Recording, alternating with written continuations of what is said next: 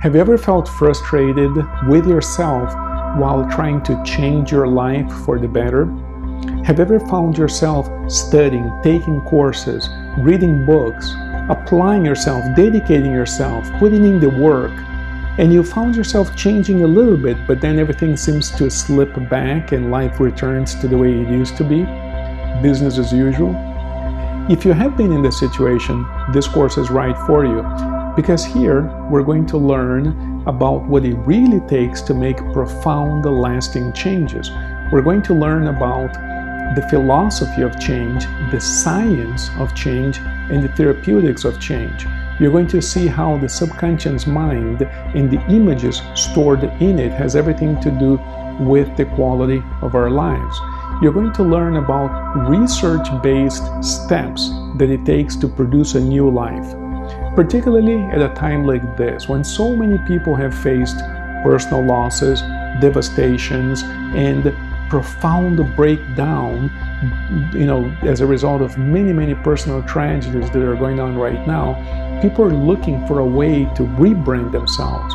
People are looking for a way to become awesome again. People are looking for a way to live a better and more authentic life. People want a more meaningful life. What is not easy, we all want that. What is not so easy is to actually make the transformation required to experience the life of our dreams. In this course, we're going to learn about the techniques and we're going to practice the exercises that have been shown to produce lasting change. So the course is not just a bunch of information, there are also guided meditations included that will help you achieve the changes that you need. You will be able to rebrand yourself. You will be able to live a more authentic life. You will be able to live a more fulfilling and meaningful life. And you will definitely be able to overcome personal devastation. You will be able to overcome personal breakdown and live your best life ever.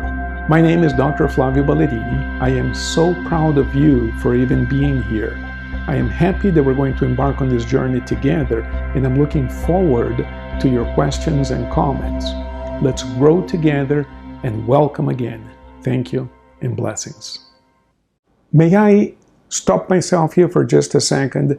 If you're getting value out of this information, would you please consider subscribing to the channel and perhaps even liking the video?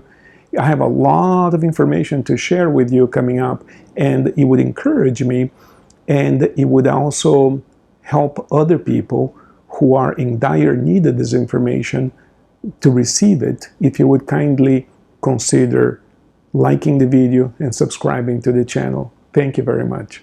Let's go back to the program. Wow, hello, Dr. Flavio here. I am so happy to bring this program to you because it has a very special meaning to me personally. You see, I didn't just develop this program to help people at the office. I developed this program as a way of helping myself as well. I had already been working as a hypnotherapist and coach for over 20 years, I think, when I had my own breakdown. And in the therapeutic community, breakdowns are somewhat common, I have to be honest with you. We typically work long hours, we work hard, and we, as therapists, oftentimes work with people's pain and trouble and trauma. And as much as we meditate and try to clear our minds after a day at the office, I suppose we begin to identify a little bit with people's pains. I don't know. But I remember that when I started in this profession, one of my teachers told me that after 2 years working as a therapist, he broke down and was out of work for 2 years. It took him a while to recover. I remember that time thinking, wow, that's not going to happen to me, because I meditate, I teach philosophy, and I can take things in perspective. But after 20 years, something happened in my personal life that caused me a profound breakdown to the point of having a near-death experience.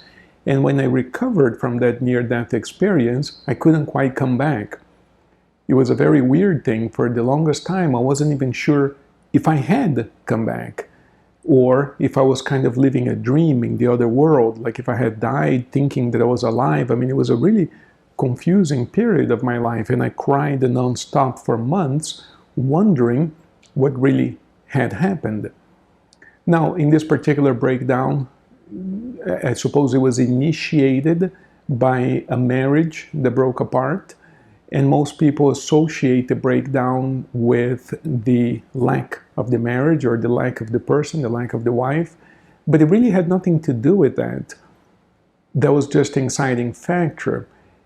I had wrapped my entire sense of being into a particular set of ideas. And when those ideas proved to be in need of adjustment, in other words, I had made up my mind about a number of aspects of life that had to be a certain way. And that rigid way of thinking is what broke down. But that rigid way of thinking is what I called my mind. In other words, the way I interface with the world. So when that broke apart, I actually became like a little baby. In other words, I couldn't read, I couldn't write, I couldn't take care of myself, I couldn't eat properly. I immediately lost 20 pounds, and then I started snacking after about a month and immediately gained the 20 pounds back plus 10. But I couldn't sleep, and a number of other problems that are associated with, infancy basically. And I began to learn all over again how to be an adult. Now, it didn't have to take 20 years to become an adult again. In about a year, I was somewhat back to normal. Now I would say, people who have known me for a few years would say that I'm way better than before. I'm a better human being today. And in many regards, I agree with them. I think that I'm a more developed person, more aware, and certainly much more capable of helping people around me in terms of therapy and so forth, because of these experiences. But the road to get here was a little bit difficult. And so there was a moment when I wasn't sure if it was going to fly. Have you ever stood on the edge of a runway at the airport? I love doing that sometimes. I haven't done that in years, but there's something to me very beautiful or very romantic, I don't know, about standing close to an airport and seeing aircraft take off or land. And sometimes one of the big jumbo jets are about to take off, and you're watching it, and it's picking up speed, and you're like wondering, is this ever going to fly? It's so huge and heavy and massive. Can this ever really happen? Now, you've been on several of those airplanes, and you know it's going to fly, but there's some part of us that says, wow, is that really going to happen? It defies logic. You're watching that thing so heavy, so massive, and suddenly it actually takes off, right? But there's a moment there that you kind of wonder, is this possible? And so I went through that kind of situation in my own life as well. I knew that I was beginning to recover, but I wasn't sure if it was going to fly. I wasn't sure if I was going to make it or somehow just cease to exist. That's how it felt at the time. It didn't seem like I could come back into the world, work, make a living. I was broken. And if you have not been there, there's nothing I can do to explain it to you. Just like that teacher of mine who had been broken, he tried to explain it to the classroom, but nobody really, I didn't really get him. I didn't really know what he was talking about because I had never been broken myself. And so if you haven't been in that situation, then there's no explanation really that would help you understand it. Because no matter how I explained it, you would think of it as either an excuse or a sign of weakness or a severe problem that the person has. And all of those are true to a certain extent. But when a person is broken, the very thing in them that makes them want to go on is what breaks. You see, when we have a problem in life, we face that problem consciously or unconsciously with a part of us that wants to fix it and move on. And so we think about what to do, we talk to people, we do this, we do that, we try different things. But there's something in us, perhaps definable as the will to survive, perhaps, like you want to get past this and move on with your life. But what if the very thing that makes you want to move on with your life is itself what breaks down. And then you stop caring. Now, this is one of the things that happens in depression, in major MDD, major depressive disorder. However, the breakdown that I'm talking about doesn't quite fit into the definition of major depressive disorder, although there are elements of depression in there as well. So now, if you have been broken, or if you feel broken right now, you would understand exactly what I'm talking about. And in my experience as a therapist, it's been 23, going on 24 years now as a therapist, I have noticed that people break down as a result of one of three types of things. When I started in practice back in the mid-90s, the majority of the people that I saw who I would describe now as being broken had to do with major health challenges. They had been diagnosed with some sort of degenerative disease or some sort of terminal illness of some type, and they felt devastated, they felt broken. My life is over. And I don't know, if it's because of the advances in medicine in the last 20 years or what the situation is. I don't really see that many people at the office with that kind of brokenness anymore. So the first few years, that's mostly what I saw. And I still know of people who feel devastated as a result of, severe medical diagnosis. The other type of thing, then, we had a financial crisis back in 2007, 8, 9, perhaps. And it was really difficult for a lot of people. A lot of people lost their homes and so forth, and a lot of people lost their sense of identity because their sense of identity was tied up to their possessions, their net worth. And so we saw a lot of people during that period whose breakdown was initiated by a financial breakdown. And that kind of passed. I suppose people are more financially resilient nowadays. Not necessarily they're doing better financially, but we kind of take that in stride, and there are more resources to help people recover, I suppose. But what I'm seeing more and more now, and this could also be a reflection of my own experiences, I understand that too, but what I'm seeing more and more now are people who feel broken as a result of some sort of romantic relationship that didn't work out. But these are not just relationships that end, because when a relationship doesn't work out, adults separate. And there are millions of people who end relationships every day. It's completely normal. You have a relationship up to a certain point, you grow, you learn, you have fun together, you enjoy one another's company, and then sometimes that comes to an end and you go your separate ways. And so breakups are different from separations. You see, in separations, people might be sad, it might not have been what you wanted, and so you might sort of mourn the loss of the relationship a little bit. You might miss the person for a while, and it lasts a few days, and you feel kind of, lovesick in a sense, you don't want to go out, maybe a little depressed. That's normal, because that relationship has ended. But then you quickly recover and you meet other people and you move on with your life. That's a separation. In a breakup, a person feels broken, and that's different. A breakup is different. And so nowadays, the terminology has been evolving, and you find thousands and thousands of videos on YouTube, and you find different books being written, and there's more and more awareness being brought to this whole notion of narcissism, psychopaths, sociopaths, all of these labels that people are using nowadays, which are part of psychiatric type diagnosis. And we don't really advocate the use of diagnosis because those are like labels.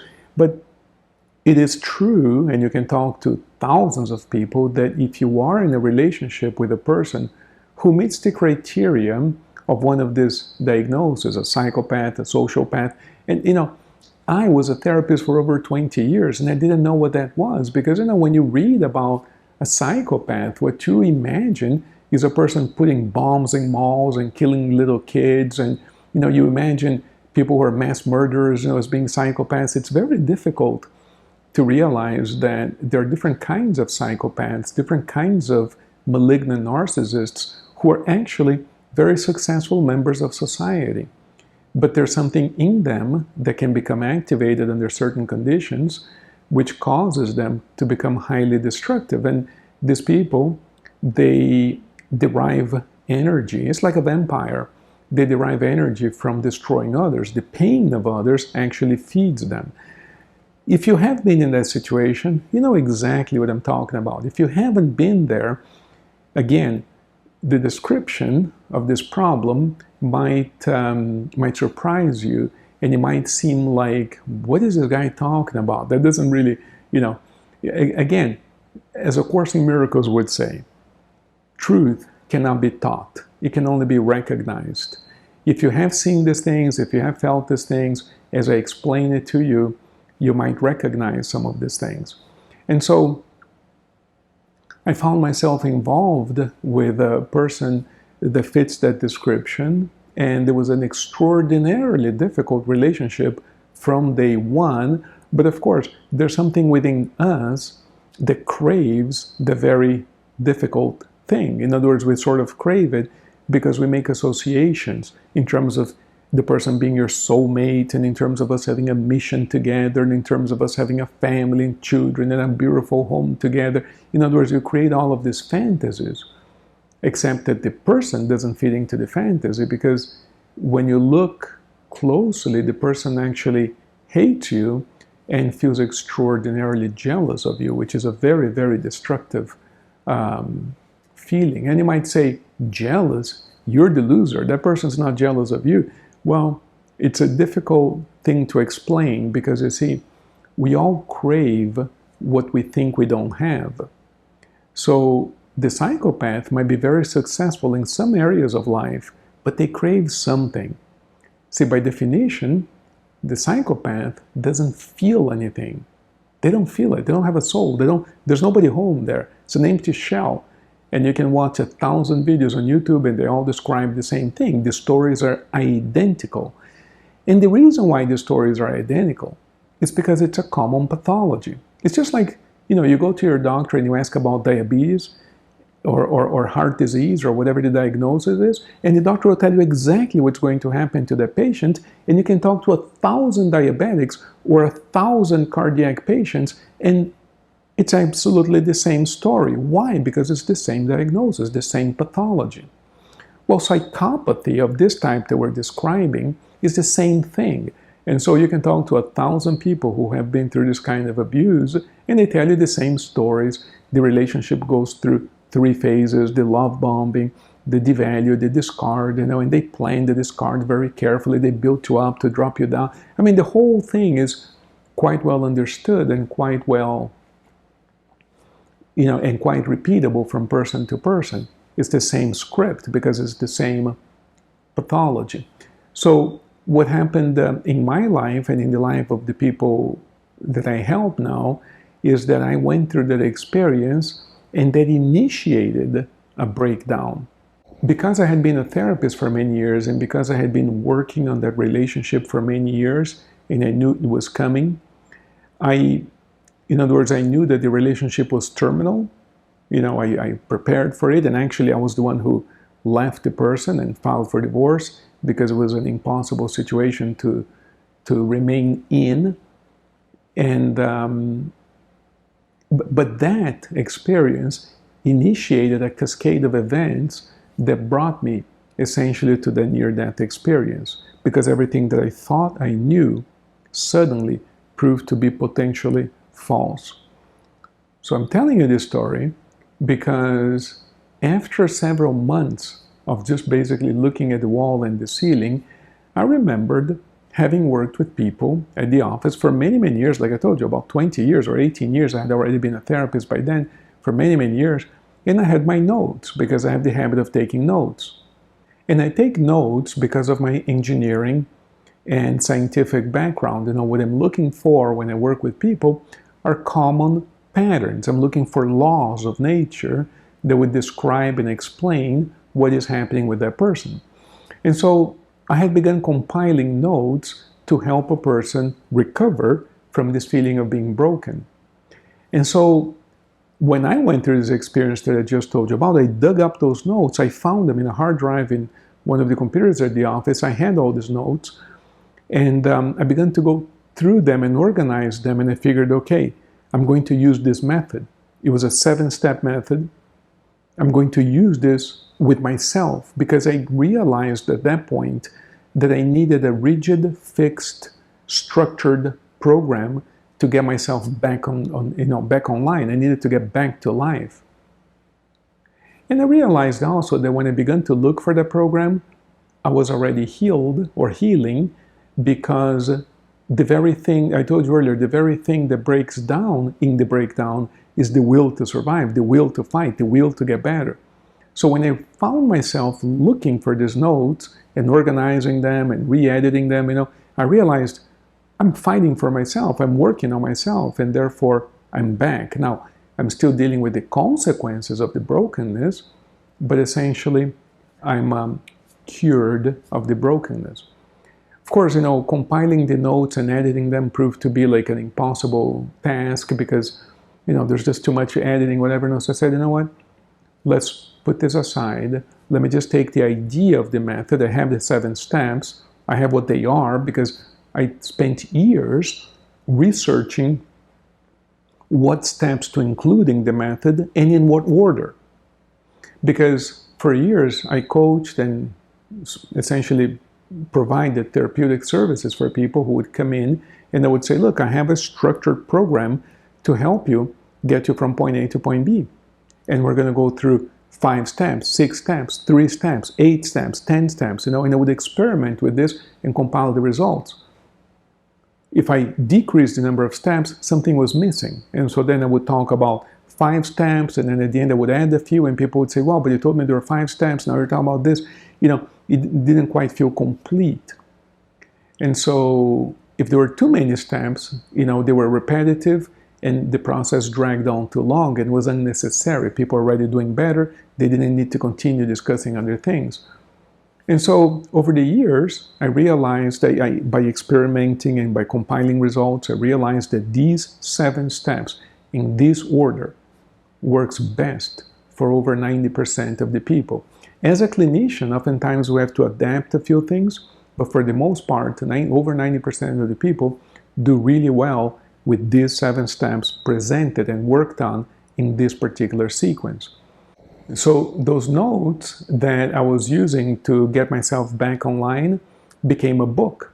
And the book is called Awesome Again. It's on Amazon. It made #1 on several categories. It's about 200 and some pages. I tell a little bit more about my story here toward the end. And this book was written in about a month. I think I put the date here of when I finished writing. I know when I started, it was about a month. Yeah, October 2018. Wrote it last year. So here's the book. It's on Amazon. You can get a copy. And leave me a kind review. I would appreciate that. The only reason I mention how quickly I wrote this material is because something really special happened during that period. I was sort of overtaken by this massive amount of energy. I would wake up every morning between 2 and 3 in the morning, no alarm clock needed. I would simply wake up filled with energy. Now I go to bed at about 11 or 12, so I would only sleep a few hours, very few hours, but somehow I would have all this energy very, very early it was still nighttime, of course, and sitting right here, actually, in the living room. And I had a little laptop. That's all I had, a little laptop. Ended up writing 3 books on the laptop before I was able to get a good desktop computer. And I would just write. And it felt to me as though the book was being dictated to me. I quickly stopped even looking at notes, the notes that I had. I knew what the steps were in my head, and I began to write and write and write. And it was edited by 2 professional editors, and they sent back notes to me, and we were corresponding, and they made very, very few corrections. A few spelling things here and there, a few grammatical things, but very, very few corrections. And this was something that became impressive because it was written, it was almost as if it was downloaded and written in final form the first time through. And I find that to be an interesting idea. And that's why I'm conveying it to you, because I think that we all receive help when we need it the most. And perhaps you need to go through these lessons right now, and perhaps you feel that I'm standing right there in front of you, talking to you. Because if you feel broken, devastated, down, depressed, whatever the case might be for you, I want you to know that there's hope.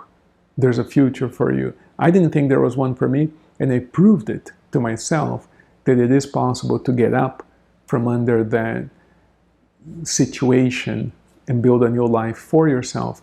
And that, my dear friend, is what we're going to be discussing here. So welcome, and I hope you enjoyed this little introduction, but I just want to bring you up to speed and explain to you what is behind this entire project. So welcome again, and massive blessings to you. May I stop myself here for just a second? If you're getting value out of this information, would you please consider subscribing to the channel and perhaps even liking the video? I have a lot of information to share with you coming up, and it would encourage me, and it would also help other people who are in dire need of this information to receive it, if you would kindly consider liking the video and subscribing to the channel. Thank you very much.